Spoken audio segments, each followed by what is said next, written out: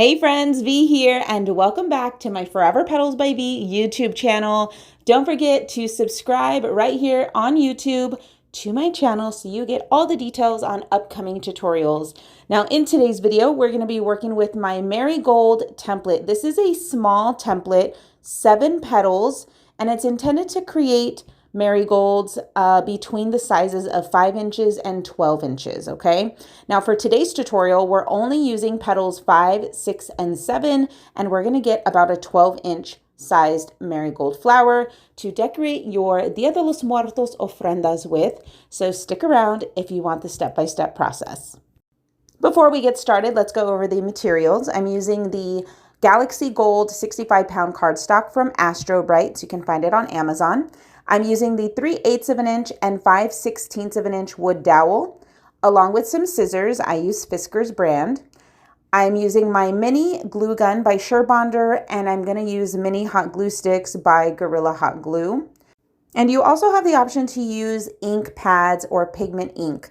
This is going to help bring more dimension and just a color to your flower. You don't need to do this step, but I am going to be incorporating some ink into the petals for the flower. So I'm using an ink dauber along with, I'm going to be using the orange ink pad. Now don't forget your flexible ruler. We can't forget about her. Now for our petals, you are going to need 14 petals of petal 5, 8 petals of petal 6, and 16 petals of petal 7, along with the 4.5-inch octagon base.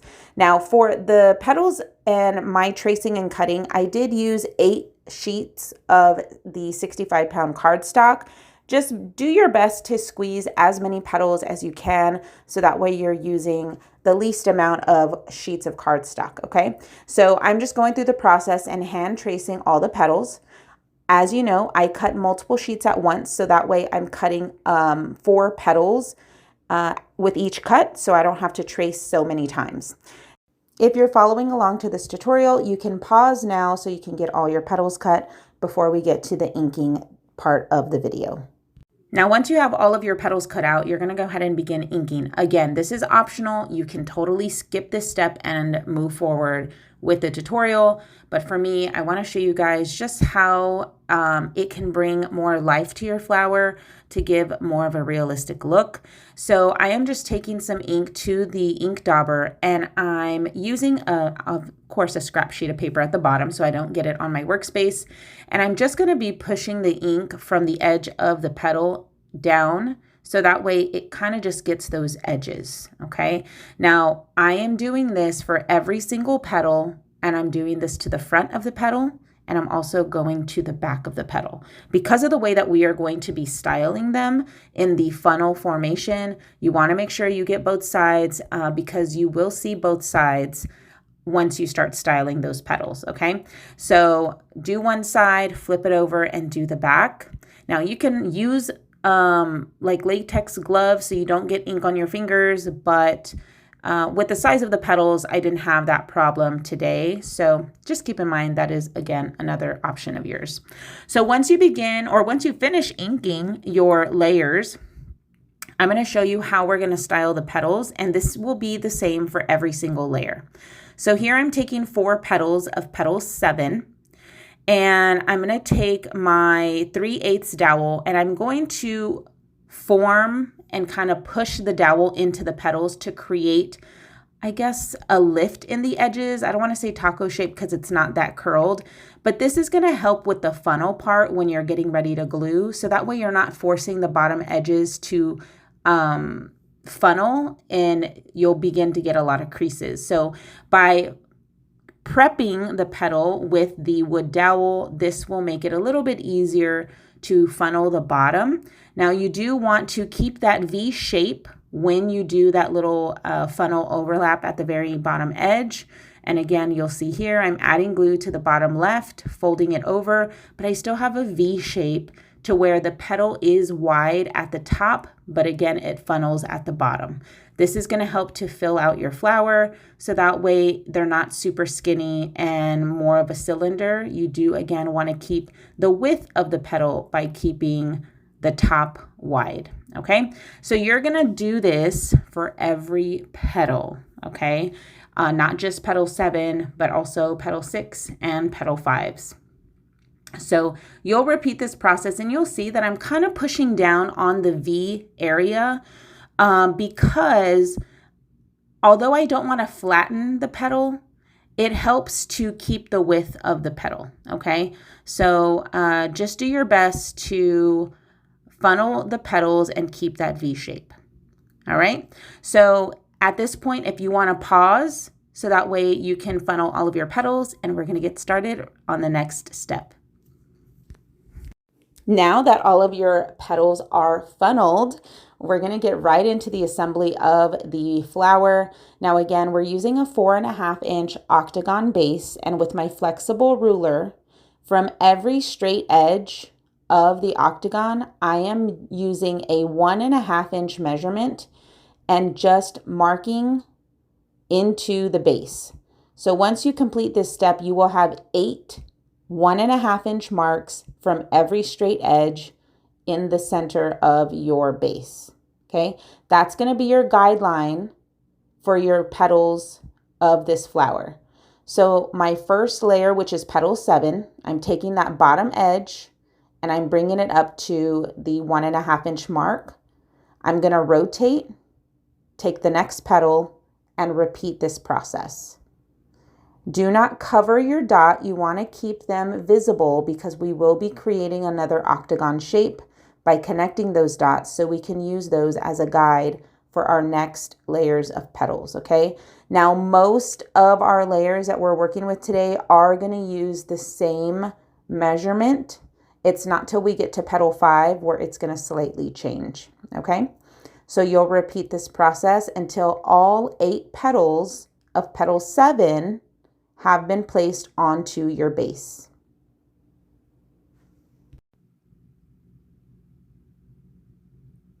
Once you've completed your first layer, you're going to move into your second layer of petal 7. Again, there are 2 layers of petal 7. Now, this is where I'm connecting all the dots with a pencil. You can use your flexible ruler if you need some assistance with the straight line. And you're going to connect them all to create another octagon. The straight edges of the octagon, which are in between each of the petals from the first layer, is going to be your guide for this second layer of petal 7. So we're not moving any further into the base. You're simply placing this second layer of petal 7 on top of the 2 petals that sit behind it, and you're allowing those edges to kind of line up. Okay. Now, when I place the second layer of petal 7, I don't want this layer of petals to sit in between or flush to the first layer. I want them to be slightly lifted to where they're sitting on top of them. So you will notice that I'm bending that bottom edge of the base of the petals, so that way they create a lift and they're kind of just sitting on top of it and not so much in between. Okay. So just make sure that you kind of bend the bottom of the second layer of petal 7s so that way they have a lift. You see how I pulled it up there? That's what I'm talking about. And you're going to continue this until all 8 petals of the second layer of petal 7 have been added. You may have to hold down each petal. As you can see, I'm having to go back to that other petal. So that way the hot glue dries, because if you don't, they will tend to lift because of the way we styled the petals. You want to make sure you're giving the petals enough time to sit in the hot glue, so that way the hot glue cools and the petals do not move. Now I'm moving into petal 6. Now there's only 1 layer of this petal shape or petal size, and you're going to go back to the placement of the dots, the corners of the octagon. So another way and another guide that you can follow is that petal 6 goes in between the previous layer petals, but it lines up with the very first layer of petal 7. So you want to make sure you're staggering your layers. They don't line up. So this petal 6 will be placed at the corners of the octagon. Do not go any further into the base. Okay. And you're going to repeat the placement all the way until all 8 petals of petal 6 have been added. Now I'm using my wood dowel to help. It can get a little hot. You will feel the heat of the hot glue as you're adding it to the existing flower. So I'm using my wood dowel just so I don't burn my fingers. And I'm using that dowel to push down, waiting a few seconds, and then moving on to the next.